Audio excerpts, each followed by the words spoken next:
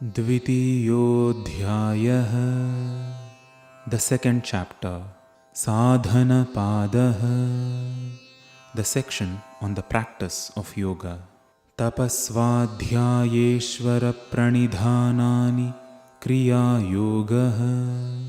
Tapaha or penance, Svadhyaya or study of the self, Ishvara pranidhana, abiding in the divine, constitute the process of kriya yogaha or the yoga of internal action. Samadhi bhavanarthaha kleshatanu karanarthascha. These processes result in the attainment of samadhi or equanimity of mind and the erosion of klesha or obstacles. Avidya smita raga dveshabhiniveshaha kleshaha. Avidya or ignorance, asmita, wrong identification of the self, raga, affection, dvesha, aversion, and abhinivesha, clinging, are kleshas or obstacles.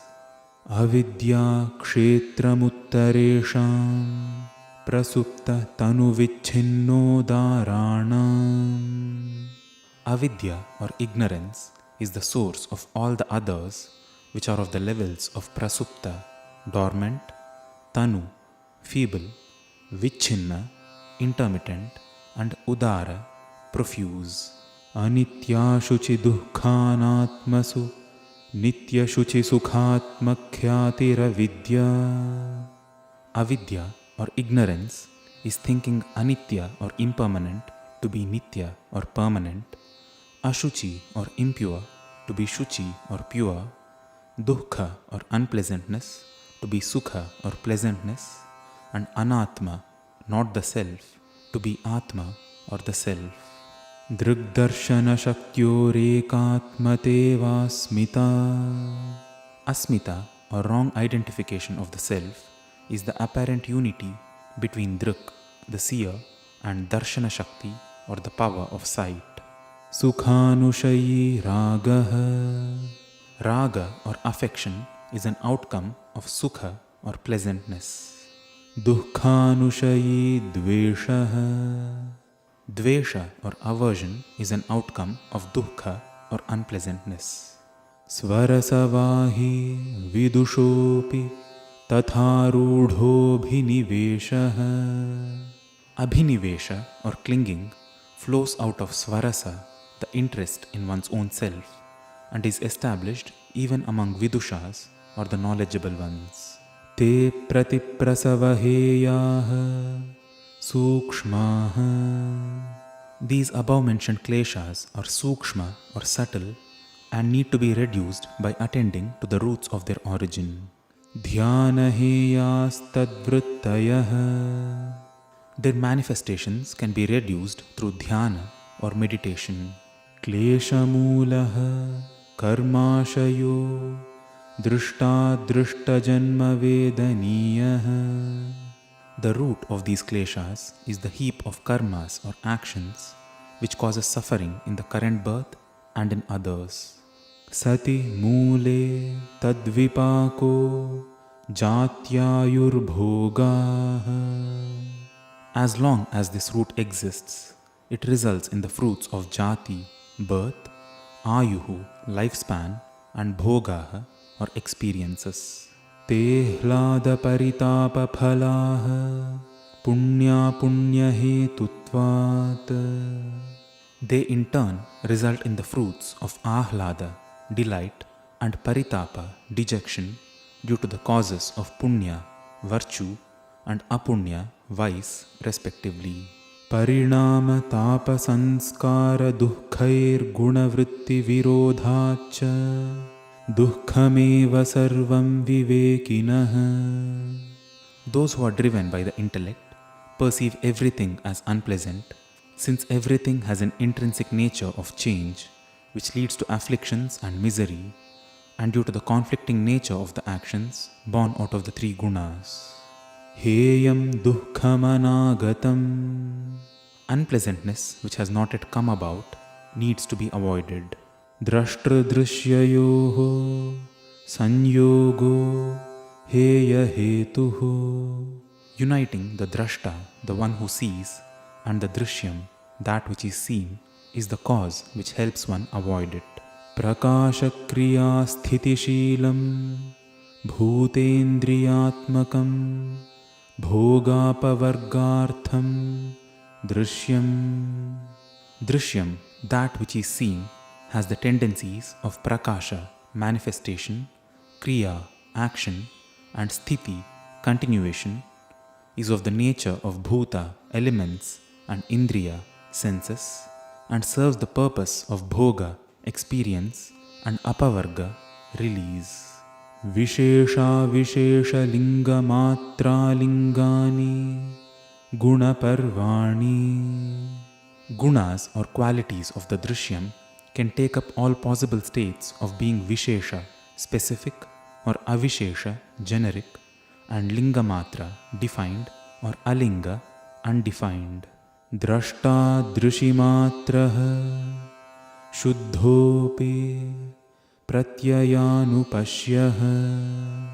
Drashta, the one who sees, is nothing but the power of sight, who even being pure, sees only through the perspective of pratyaya, the state of being.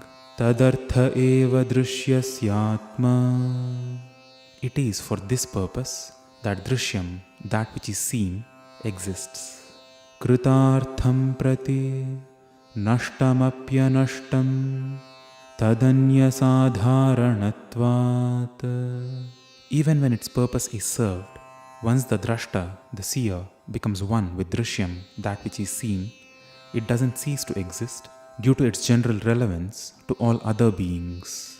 Swaswami shaktyoho swarupopalabdhi hetuhu sanyogaha. The cause for realizing the true self and the potential of both the creation and its creator is this apparent unity between the body, mind, and self. Tasya heturavidya. And the cause for this apparent unity is avidya or ignorance. Tadabhavat sanyoga bhavohanam tadrishe kaivalyam. In the absence of this ignorance, apparent unity is also gone and one attains to the state of kaivalyam. Viveka khyatira viplava hanupayaha. The method to destroy ignorance is through aviplava, uninterrupted knowledge of viveka khyati, or the distinction between what is self and what is not. Tasya saptadha pranta bhumif prajna. The 7-step process in which this viveka khyati comes about is called as prajna, or true knowledge. Yoganganushthanadashuddhikshaye jnanadiptira viveka khyate. Through the practice of the components of yoga, the impurities are destroyed, resulting in the dawning of the light of true knowledge. Yama niyamasana pranayama pratyahara dharana dhyana samadhayoshtavangani. The 8 components of yoga are yama, self-discipline; niyama, strict regimen; asana, posture; pranayama, breath control; pratyahara, sensory withdrawal; dharana, concentration; dhyana, meditation; and samadhi, equanimity.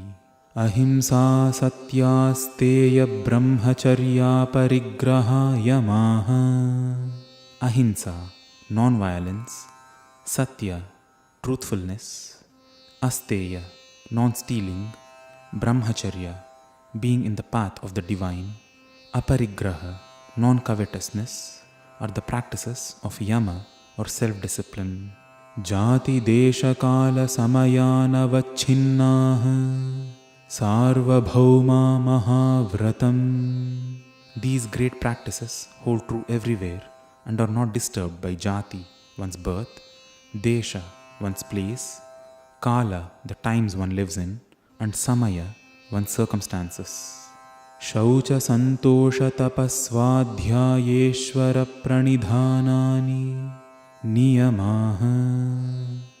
Shaucha or cleanliness, Santosha, contentment, Tapaha, penance, Swadhyaya, study of the self, and Ishvara Pranidhana, abiding in the divine, are the practices of Niyama or strict regimen. Vitarka badhane pratipaksha bhavanam. If one is troubled by vitarka, illogical thoughts of straying from yama and niyama, one should remind oneself of the outcome of the alternative choice. Vitarka hinsadayah kritakaritanumodita lobha krodha moha purvaka mridu madhyadhimatra dukkha jnanananta phala iti pratipaksha bhavanam.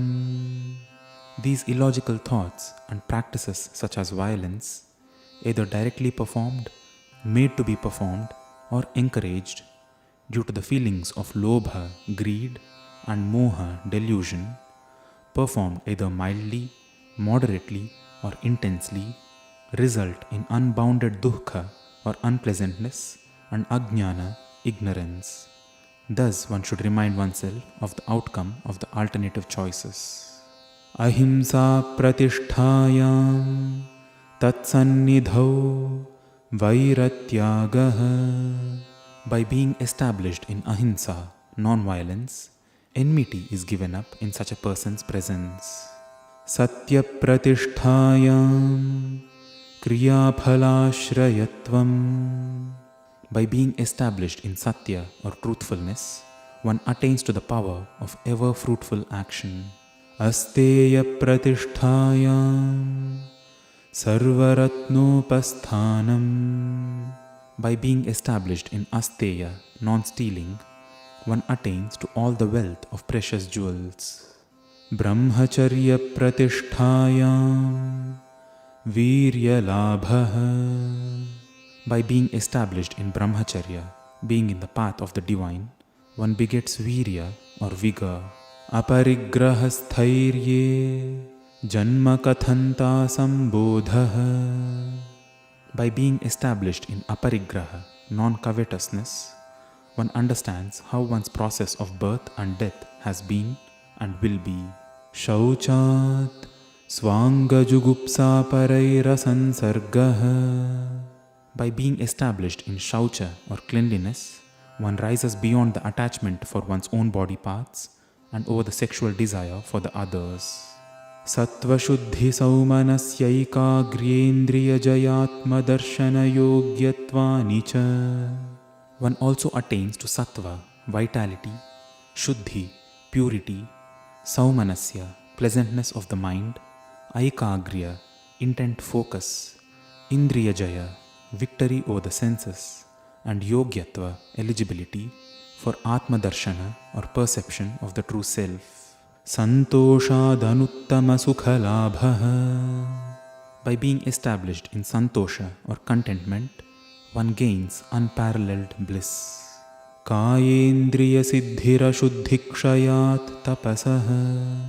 By being established in tapaha or penance, one's impurities are washed away and one gains attainments corresponding to the physical body and the senses.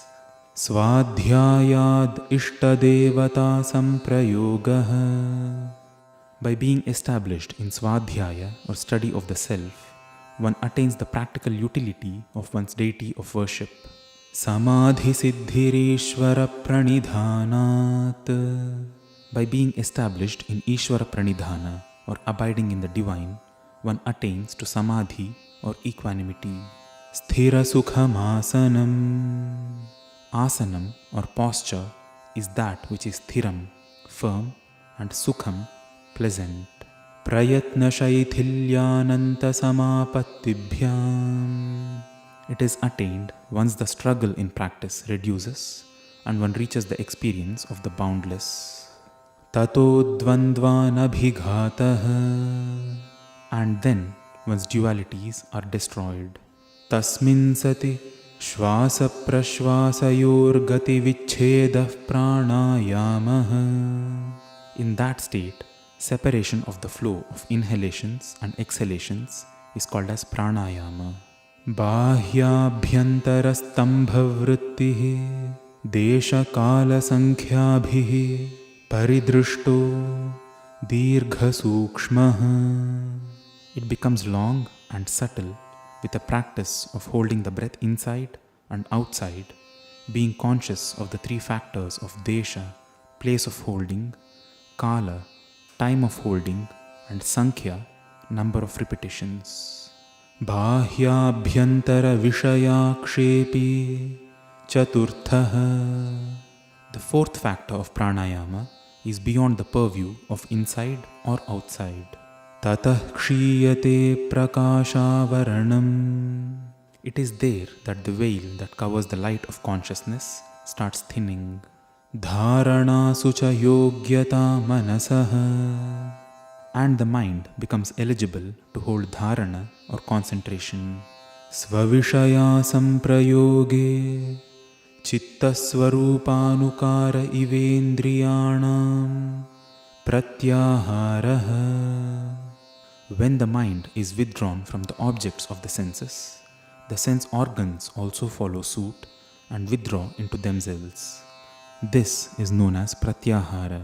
Tatah paramavashyatendriyanam.